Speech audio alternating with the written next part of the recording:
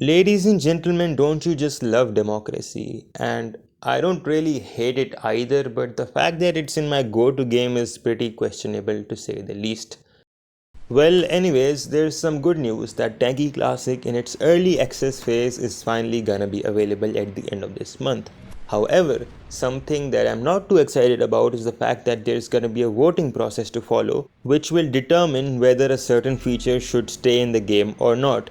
Now, don't get me wrong, I do understand where all of this is coming from.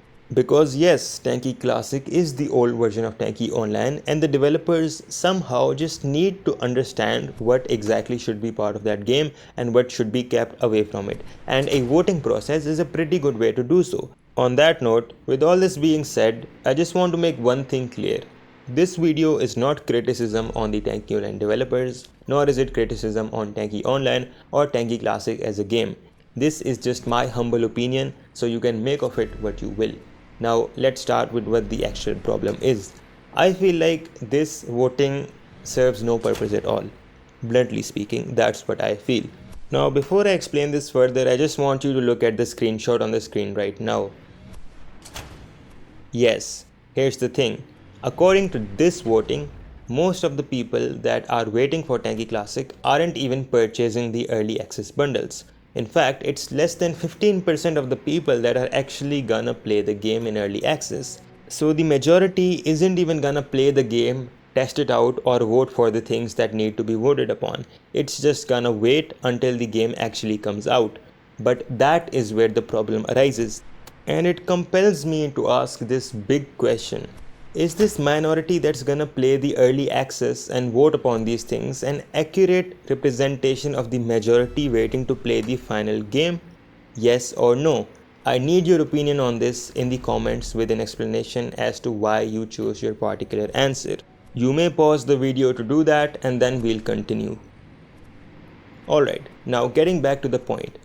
My personal opinion on that particular question is that no, the minority cannot represent the majority in this case, and there is a big reason as to why that is true. The thing is that, alright, I'll give you a scenario. Imagine a player from 2015 playing the game right now, as in 2025, 10 years later. Do you think they're gonna be motivated enough to spend actual money in the game, seeing as to how much it has declined? Yes, people like that do exist, but I feel like it's very, very rare. Not everyone from 2014, 2016, 2017 will look at today's Tanki Online and say, yeah, this is definitely worth spending my money on. People like that are really rare.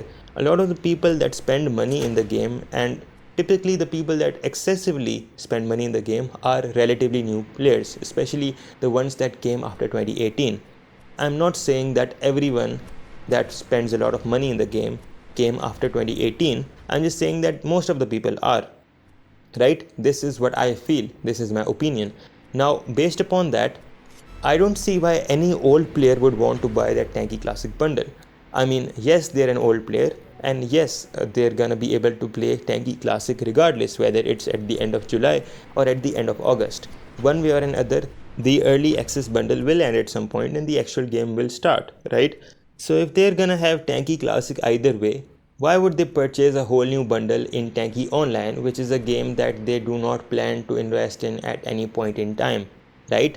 So the thing is that right now, what I'm coming to, basically everything I said in the past 2 minutes, comes back to the point that look, fact of the matter is, the minority that's actually going to test Tanki Classic in its early access and be able to vote upon what should stay and what should not stay will actually mostly comprise of people that are newer players. So it's not actually a lot of the older players that are testing and voting, but it's actually a lot of the newer players.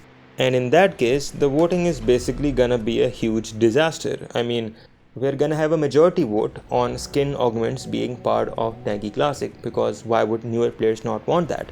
But like, let's say it's gonna be at 90% yes and 10% no. 10% no is gonna be the people that are actual old players, 90% is gonna be the newer players voting for Tanki Classic.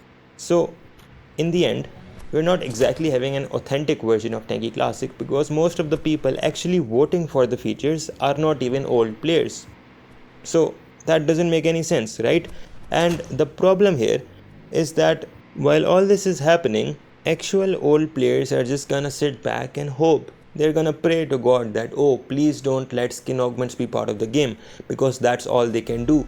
We have been given a very complex and a very pressurizing choice, which is either sit back and do nothing and watch the voting decide what's gonna happen to your tanky quote unquote classic, or what you can do is you can buy the bundle with your own money and actually vote for the game. So that's like basically saying either watch the old tanky die once again right in front of your eyes because of skin augments or overdrives, or you can, pay us money and let us involve you in the whole voting process. I know I'm kind of making it sound a bit more terrible than it actually is, but that does not change the fact that this is the current scenario of the situation. I mean, what else do you expect?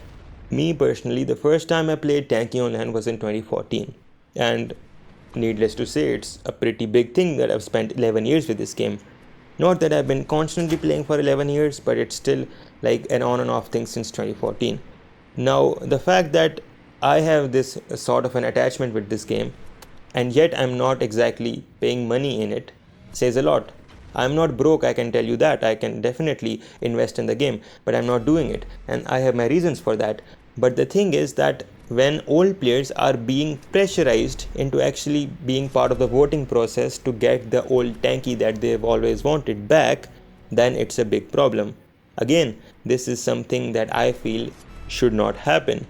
And a better way to do that would just be that you run the game in early access for a bit, and you just fix any bugs and glitches that may arise in the early testing, and once all those inconveniences and latencies are dealt with, then you can actually open the game to public for let's say 2 weeks, and after that everyone that played the game, whether it's people from the early access or it's people that are not from the early access, all of them can vote for the game and what should stay and what should not stay, because that makes more sense. Every player is actually gonna have a say in it rather than the people that paid money to have a say. It's like a fake democracy of sorts. I'm sorry I'm making this a bit political, but imagine if there's a country of 100 million people and there's some sort of an election going on, democratically, there's a voting and everything. But here's the thing, there's a catch, which is that the only people that are allowed to vote are the top 1,000 people that pay the most money. How will that work? Obviously, those 1,000 people cannot represent all the different people, all their different backgrounds, all their different ethnicities, and all their different religions, all their different, financial classes. There's middle class people, lower class people, all of those things, right? This is a very practical example, which is why it may sound a bit weird. But the fact of the matter is that you cannot take a random 1,000 people that want to pay to vote and then expect them to represent everyone else. Yes, if those 1,000 people were elected by the 100 million people to represent them, that would be a completely different story. But coming back to the point, that's the thing that's taking place in Tanki Online right now. If you're ready to pay from your own wallet to actually have a say in the voting process, then go ahead. But if you're not willing to pay or be part of the early access, then all you can do is just sit back and hope that everything turns out well, because if it does not, then you must be prepared to have a game full of skin augments, new overdrives, and so on and so forth. So yeah, that was the video. If you agree with anything that I said, or if you liked the video in general, then do hit the like button. However, if you do not like the video and you feel like I'm some sort of professional Tanki Online hater, then do hit the like button as well, and feel free to bash me in the comments, because that's what YouTube is for. I mean, not really, but yeah. If you want to see more videos like this in the future, subscribe.